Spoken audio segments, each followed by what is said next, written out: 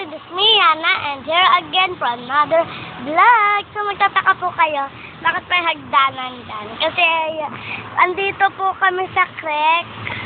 Nagbabantay ng inihaw na manok. So ito yung creek, guys.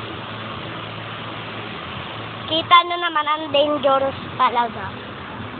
So andito kami nagbabantay, paulit-ulit man ako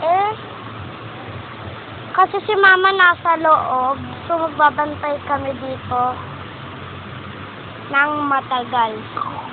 Kaya lang naman kami nag-vlog, guys, para may magawa naman kami. Kasi pansin nyo, guys, hindi na kami masyado nagpo-post. Sana, guys, naririnig nyo ako, no? Ang lakas kasi ng alon dito, guys. Kung rinig nyo yung alon, mag-comment nga kayo narinig nyo. Mag-comment kayo ng okay na emoji. O kaya naman to di kayo makakomment is mag-comment na lang kayo sa new vlog namin sa shorts.